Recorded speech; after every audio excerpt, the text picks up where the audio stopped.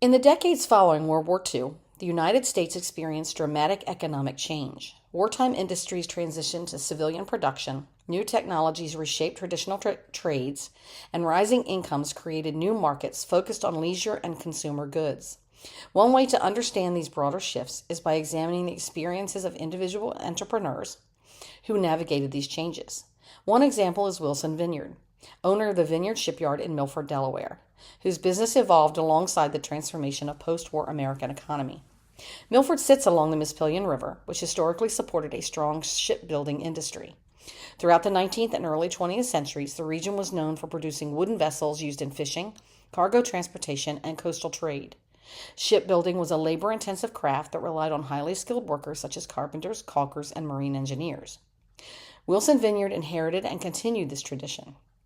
Early records and local newspaper accounts indicate that the Vineyard Shipyard specialized in wooden ship construction and repair, serving maritime industries that depended on these vessels for commerce and transportation along the Atlantic coast. However, the economic landscape changed dramatically during World War II. As historian Elizabeth Cohen explains in A Consumer's Republic, wartime mobilization reorganized the American industry and created unprecedented demand for ships, equipment, and transportation infrastructure.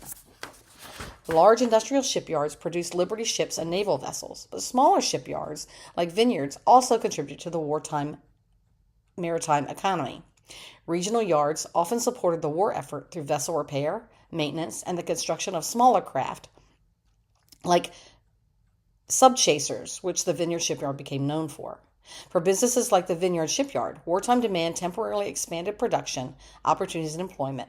Shipbuilding was once again a crucial industry along the Delaware coast. Yet at the end of World War II brought another transformation. As the wartime economy wound down, demand for traditional commercial vessels declined. At the same time, technological changes were reshaping maritime construction. Steel and later fiberglass hulls increasingly replaced wooden ships, which had dominated shipbuilding for centuries. This shift threatened many small shipyards that relied on traditional craftsmanship. Entrepreneurs like Wilson Vineyard had to decide whether to adapt their business or risk becoming obsolete. Vineyard responded by shifting his shipyard's focus toward luxury yachts and recreational boats. This move reflected a broader transformation in American society during the post-war period. According to economic historian Gary Cross, the decades after World War II saw the rapid expansion of what he describes as a consumer leisure company. Rising wages, suburbanization, and expanded middle-class wealth allowed Americans to spend more on recreation and personal enjoyment. Boating became one of the many leisure activities that flourished during this time. Coastal communities experienced growth in marinas, yacht clubs, and recreational boat manufacturing. By transitioning to the production of luxury yachts, Vineyard tapped into this expanding market. Rather than building working vessels for commerce, the shipyard increasingly served customers seeking recreational boating experiences. This shift illustrates several key themes in the post-war American economy. First, it reflects the transition from wartime production to consumer-oriented markets. Businesses that once supported wartime logistics now focused on meeting the demands of growing consumer society. Second, Vineyard's story demonstrates the impact of technological change on traditional industries. Wooden shipbuilding, once a dominant craft, faced increasing competition from modern materials and industrial production methods. Third, his experience highlights the importance of entrepreneurial adaptation. Small businesses often survived economic transitions by identifying niche markets and responding to new forms of demand.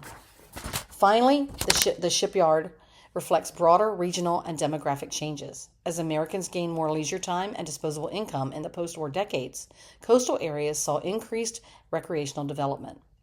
Milford's maritime economy evolved from commercial shipping toward tourism and recreation, mirroring national economic trends. Primary sources help illustrate this transformation. Local newspaper archives from Delaware document shipyard activities, vessel launches, and changes in maritime production.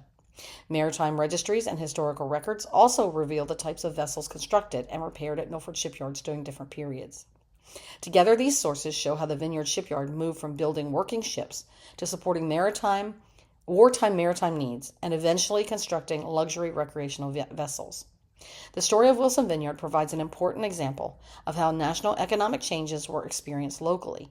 While historians often focus on large corporations and industrial giants, the experiences of small regional entrepreneurs offer valuable insight into how communities navigated economic transformation.